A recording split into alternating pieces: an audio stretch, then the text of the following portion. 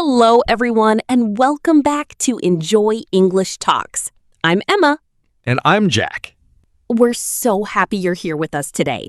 Whether you're listening while walking, driving, cooking, or relaxing at home, thank you for spending this time with us. And today we're talking about something that affects almost everyone: waiting. That's right. Waiting to start, waiting to feel ready, waiting for the perfect moment, waiting for more confidence, waiting for life to become easier. You know what's funny? A lot of people spend years waiting, and they don't even realize they're doing it. What do you mean? Well, think about learning English.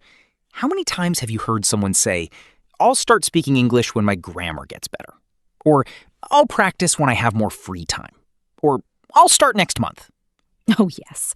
I've heard that many times. And honestly, I think we've all said something similar at some point. Absolutely. The problem is that next month becomes another month, and then another, and another. Today's conversation is about a very important idea. Instead of waiting for the perfect moment, start with the moment you already have. I like that, because perfect moments are very rare. Sometimes I think people imagine a magical day. They wake up, the sun is shining, they feel motivated, they feel confident, they have plenty of free time, and suddenly they become productive. Yes, the famous perfect day. I've been waiting for that day for years. Me too. But somehow it never arrives. Maybe that's because successful people don't wait for perfect days. They use ordinary days. Exactly. And that's what being proactive means. Being proactive means taking action, not because conditions are perfect, not because you feel ready, but because you decide to start. Emma, can I ask you something? Of course. Have you ever delayed something because you didn't feel ready? Oh, absolutely. Many times. I remember when I first started recording videos, I was nervous. I kept thinking, my voice doesn't sound good enough. My camera isn't good enough. My English explanations aren't good enough. So what happened? I waited for weeks, maybe months. I kept preparing, planning, thinking, learning, but I wasn't actually doing anything. That's interesting. Because from the outside, it looked like progress. But inside, you were standing still. Exactly. I was busy, but I wasn't moving forward. There's a big difference. That's a really useful lesson. Sometimes being busy and being productive are not the same thing. Yes, and eventually I realized something. I would never feel completely ready, so I recorded my first video. Were you still nervous? Very nervous. Like normal nervous? Or I forgot how to breathe nervous? Definitely the second one. I know that feeling. But something interesting happened. After I finished recording, I felt proud. Not because the video was perfect, it wasn't, but because I finally took action. I think that's where confidence comes from. Action. Exactly. Many people believe confidence comes first, but usually action comes first. Then confidence follows. It's like learning to ride a bicycle. Nobody becomes confident before getting on the bike. You become confident after practicing. That's a perfect example. The same thing happens with English. The same thing happens with public speaking. The same thing happens with almost every skill. Let's imagine someone listening right now. Maybe they're afraid to speak English. What would you say to them? I'd say this. You don't need perfect English to start speaking. You need speaking to improve your English. That's powerful. And remember something important. Making mistakes is normal. Mistakes are part of learning. They're not a sign that you're failing. They're a sign that you're practicing. When I was learning another language, I made mistakes every day. Sometimes I used the wrong word. Sometimes I pronounced something incorrectly. Sometimes people looked confused. What did you do? Usually, I laughed. Then I tried again. That's actually a great attitude. Because if you're afraid of mistakes, you'll never practice. And if you never practice, you'll never improve. Let's teach a useful phrase. Take the first step. Native speakers use this expression all the time. For example, I'm nervous, but I'm going to take the first step. Or, the hardest part is taking the first step. And honestly, that's true. Starting is often harder than continuing. Very true. Once you're moving, things become easier. Have you noticed something interesting? What's that? People often underestimate small actions. They think, if I can't study for 2 hours, there's no point. But that's not true. Absolutely. 10 minutes matters. 5 minutes matters. Even 1 minute matters. Imagine learning 3 new English words every day. That doesn't sound like much, but after 1 year, that's more than 1,000 words. Wow. When you look at it that way, small actions become powerful. Exactly. Big results often come from small actions repeated again and again. I think that's a lesson many people need to hear. Because we often focus on giant goals, but we ignore tiny daily habits. So here's a simple question for everyone listening. What is one small action you can take today? Not tomorrow, not next week, today. Maybe it's reading 1 page. Maybe it's learning 5 words. Maybe it's speaking English for 2 minutes. Maybe it's finally starting something you've been postponing. Whatever it is, don't wait for the perfect moment. Start where you are, use what you have, do what you can. Because action creates confidence. Action creates momentum. And action creates change. Now, once people begin taking action, they often discover another challenge. They know they're moving, but they're not always sure where they're going. And that's something we'll explore as our conversation continues. Because taking action is important, but having direction is important too. Let's talk about that. Knowing where you're going. Emma, before the break, we talked about taking action. We talked about starting. We talked about not waiting for the perfect moment. But here's a question. What happens after you start? That's a great question, because taking action is important, but action without direction can become a problem. What do you mean? Well, imagine you get into a car. You start driving, you're moving fast, you're using a lot of energy, but you don't know where you're going. That sounds stressful. Exactly. You might drive for hours, but if you don't have a destination, how do you know you're heading in the right direction? That's true. And honestly, I think a lot of people live like that. They're busy every day, working, studying, running from one task to another. But they've never stopped to ask, where am I actually trying to go? Exactly. And that's why today's next idea is so important.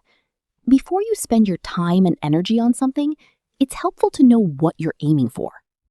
You know, when I first started learning English, I didn't have a clear goal. Really? Not at all. I just thought, I want better English. That was my goal. Speaker 1. That's a very common goal. The problem was that better English meant nothing. Better for what?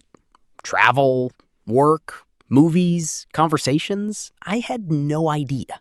That's a great point. Many learners say, I want to improve my English, but they don't know what that actually means. Exactly.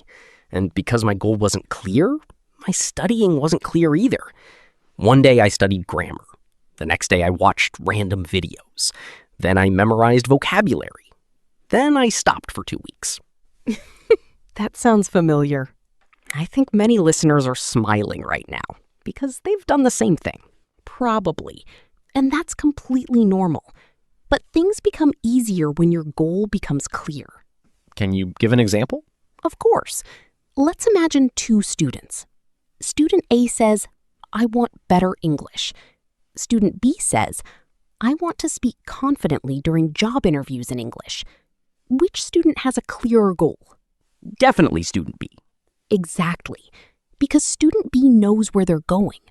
And when you know where you're going, it's easier to choose the right path. That's true.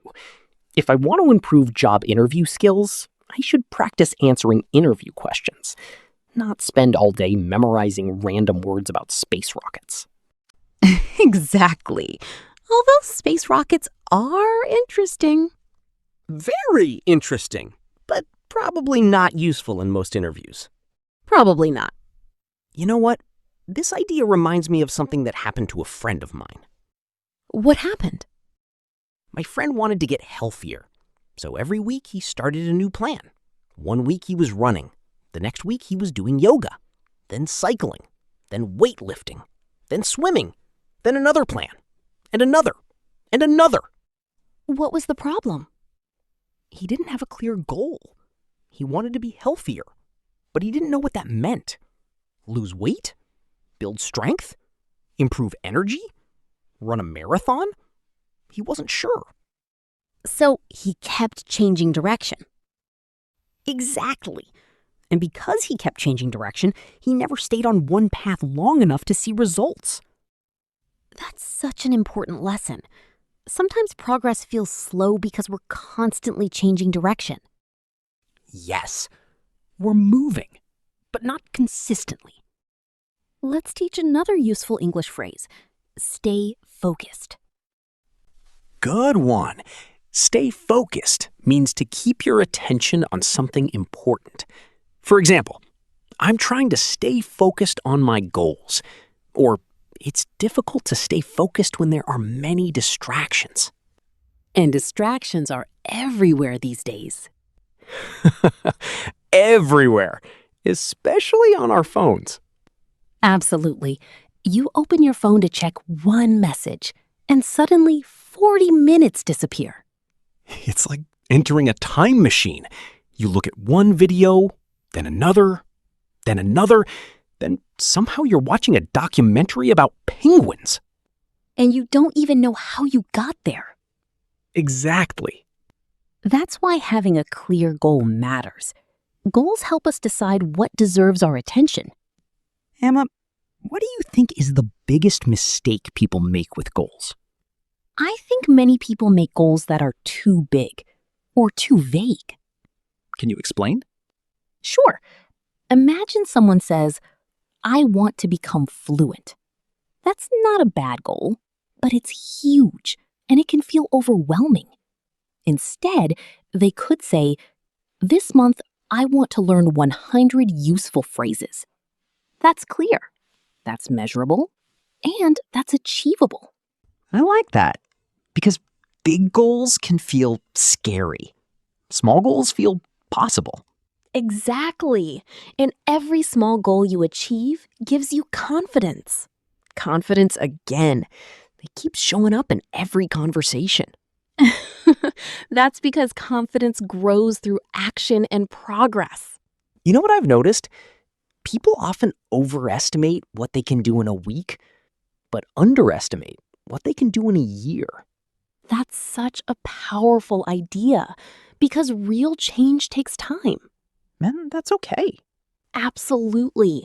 You don't have to become amazing overnight. You just have to keep moving in the right direction. I think that's comforting, because sometimes social media makes everything look fast.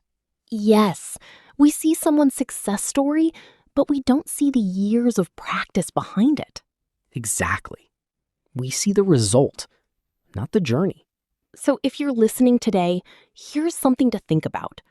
Why are you learning English? Take a moment. Think about it.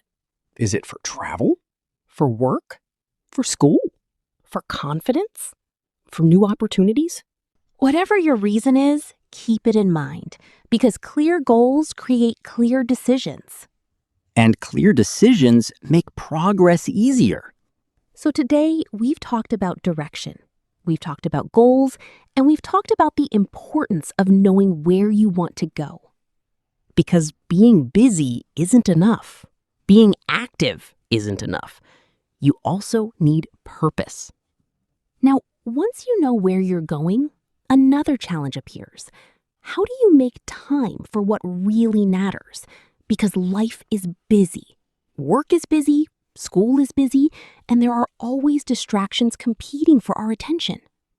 That's a great question, because knowing your priorities and actually following them are two very different things. Exactly. Let's talk about that. Making time for what really matters.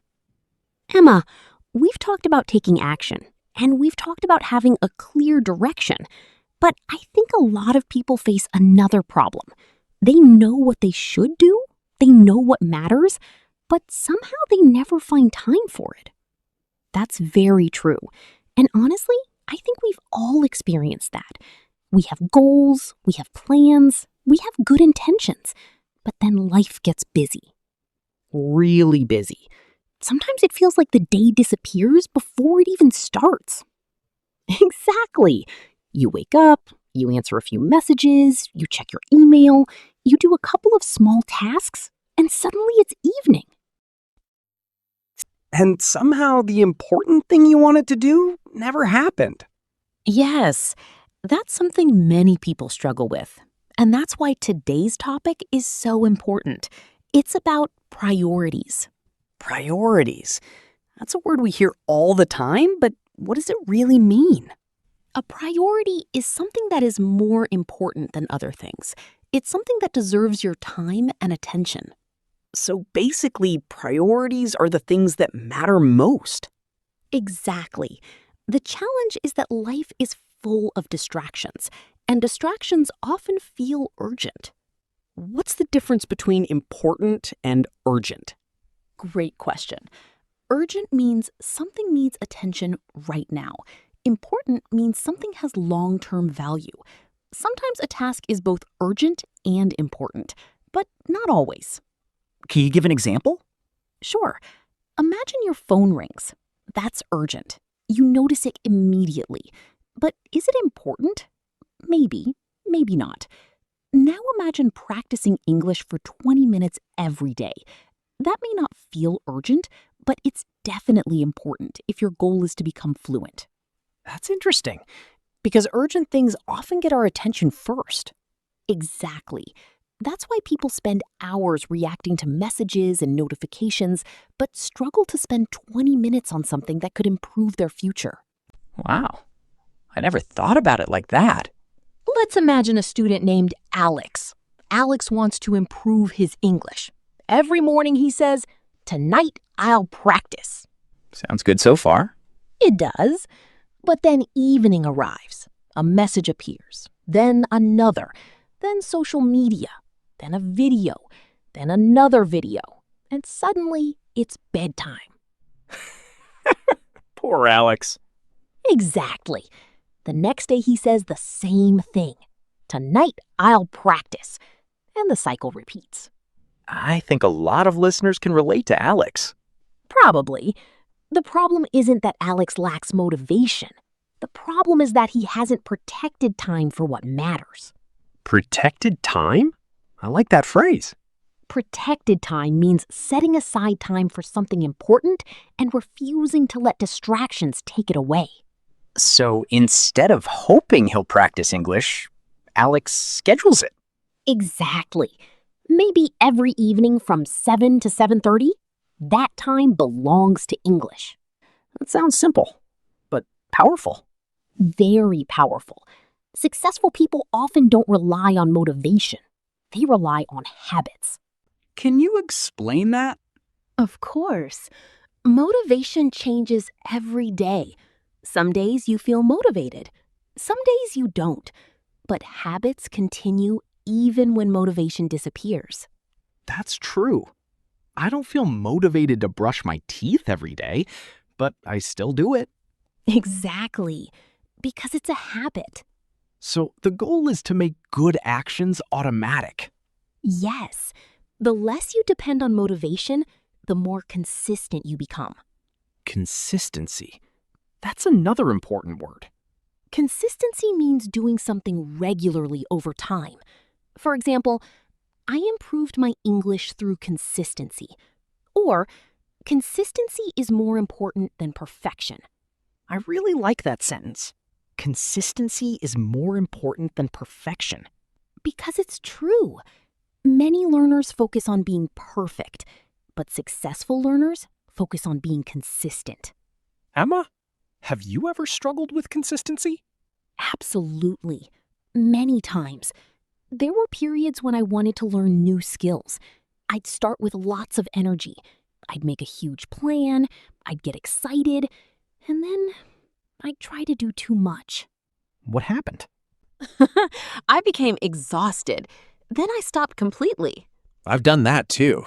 And that's why realistic goals are important. A small habit you can continue is better than a huge habit you quit after 3 days. That makes sense. Let's imagine two learners. One studies English 3 hours on Saturday and then does nothing all week. The other studies 20 minutes every day. Who improves faster? The daily learner. Exactly. Because language learning is like exercise. A little every day works better than a lot once in a while. I think people often underestimate small progress. Yes, and that's unfortunate because small progress adds up. One page becomes a book. One workout becomes strength. One English conversation becomes confidence. That's a beautiful way to think about it. And here's something important. You don't need to do everything. You just need to do the important things consistently. So, how can someone identify their priorities? Ask yourself a simple question. What will matter a year from now? Will scrolling through random videos matter? Probably not. Will improving your English matter? Probably yes. Will developing a useful skill matter? Definitely. That's a powerful question. What will matter a year from now? It helps you see beyond the present moment. Because many distractions feel important right now, but they're not important in the long run. Exactly. And once you understand your priorities, it becomes easier to say no. Ah, the famous word, no. Yes, a very small word, but sometimes a very difficult word. Especially when someone asks for a favor, or when Netflix asks if you're still watching. That's true. Netflix is very persuasive. It really is. But every time we say yes to something, we're also saying no to something else. Wow, that's interesting. If you spend 2 hours doing something unimportant, that's 2 hours you can't spend on something important. Time is limited. That's why priorities matter. I think that's one of the most valuable lessons we've discussed today. Me too. Because successful people don't necessarily have more time. They simply use their time differently. And that's good news, because it means anyone can improve. Exactly. You don't need a perfect schedule. You don't need unlimited free time. You just need to focus on what matters most. One small step, one good habit, one important task at a time. Now, once we start focusing on our priorities, another challenge appears. Life isn't only about our own goals. We also work with other people. We communicate, we cooperate, we build relationships. And that's where our next discussion begins. Because success isn't just about managing yourself. It's also about working well with others. Exactly. Let's talk about that. Working well with other people. Emma, we've spent a lot of time talking about personal growth, taking action, setting goals, managing priorities. But life isn't something we do alone. That's absolutely true. No matter what we're trying to achieve, other people are always part of the journey. Family, friends, teachers, coworkers, customers, classmates. Relationships matter. And sometimes relationships can be difficult. Sometimes, I think many people would say often. Fair point. Let's say often. The good news is that effective people understand something important. Success isn't about winning every argument. It's not about proving you're right all the time. It's about creating situations where everyone benefits. I like that idea. But let's be honest. Most people naturally think about themselves first. That's true. It's normal. When we want something, we focus on our own needs, our own goals, our own opinions. And that's where many conflicts begin. Exactly. Imagine two coworkers working on a project. One person only thinks about their own success. The other person only thinks about their own success too. Soon, they start competing instead of cooperating. And nobody enjoys that environment. Not at all. A better approach is asking, how can both of us benefit? So instead of me winning and you losing, we both win. Exactly. This idea is often called a win-win mindset. I love that phrase. Win-win. It sounds positive immediately. A win-win situation means both sides benefit. Nobody feels cheated. Nobody feels ignored. Everyone gains something valuable. Can you think of a simple example? Sure. Imagine two friends want different things. One wants to eat Italian food. The other wants to eat Mexican food. Instead of arguing, they choose a restaurant that offers both. Now everyone is happy. A delicious win-win solution. Exactly. You know, this reminds me of something I learned years ago. Most arguments happen because people spend more time trying to be understood than trying to understand. That's such a powerful observation, and it leads directly to another important skill: listening. Ah, yes. The thing everyone thinks they're good at. Exactly. Most people aren't listening. They're just waiting for their turn to talk. Honestly, that's sometimes true. Think about a conversation. One person is speaking. The other person is already preparing their response. They're not really listening. They're planning. And that's why many conversations feel frustrating. People hear words, but they don't truly understand each other. Let's teach a useful phrase. To hear and to listen are different. Exactly. To hear means sounds enter your ears. To listen means you pay attention. For example, I heard the music, or I listened carefully to the teacher.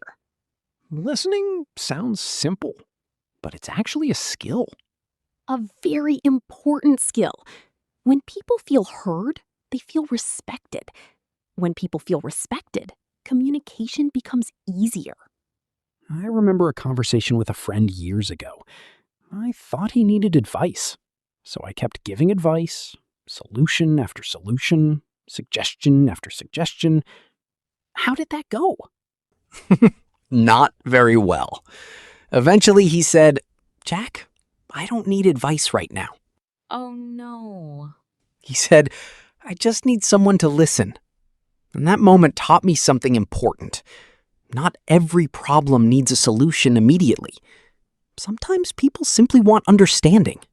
That's a lesson many people need, especially in today's world.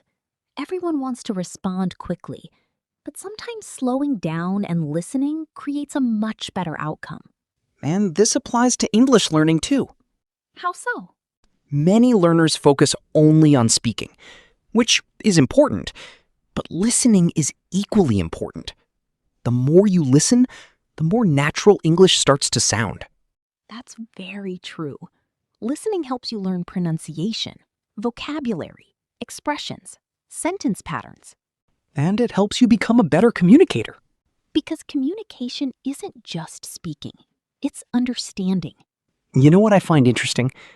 The people we enjoy talking to aren't always the best speakers. Often, they're the best listeners. That's such a good point. Think about someone you enjoy talking with. They probably make you feel comfortable. They pay attention, they ask questions, they show genuine interest. Exactly. And that's something everyone can practice. Here's another useful phrase.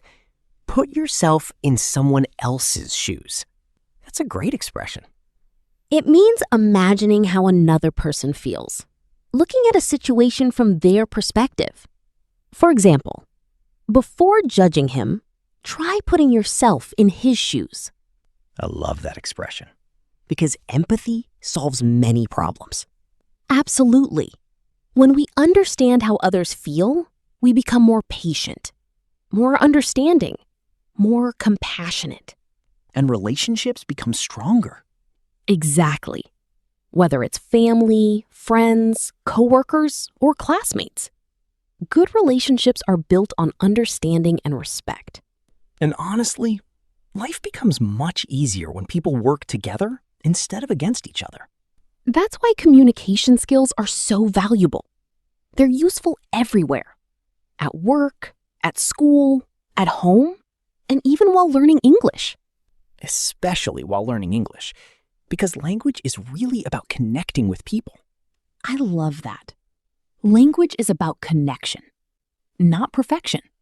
That's a sentence worth remembering. Absolutely. Focus on connection. Focus on understanding. Focus on helping others feel heard. And when people do that, amazing things happen. Relationships improve. Teams improve. Communication improves. Now, we've talked about taking action. We've talked about goals. We've talked about priorities. And we've talked about working well with others. But there's one final idea that brings everything together. What's that? Continuous growth. Because no matter how much progress we make, there's always room to learn. Always room to improve. Always room to grow. And that's exactly what we'll explore next. Part 5. Never stop growing. Jack, throughout today's conversation, we've talked about taking action. We've talked about setting goals. We've talked about managing priorities. And we've talked about building strong relationships. But here's something interesting. Even if you become good at all of those things, your journey isn't finished. Why not? Because life keeps changing. The world keeps changing. And we're always learning. That's true. What worked 5 years ago might not work today. And what works today might not work 10 years from now. Exactly. That's why successful people never stop growing. They never think, that's it, I've learned everything. Because if someone says they've learned everything, that's usually a sign they haven't. Very true. The most knowledgeable people are often the most curious. I like that. The most knowledgeable people are often the most curious. Because curiosity keeps us learning.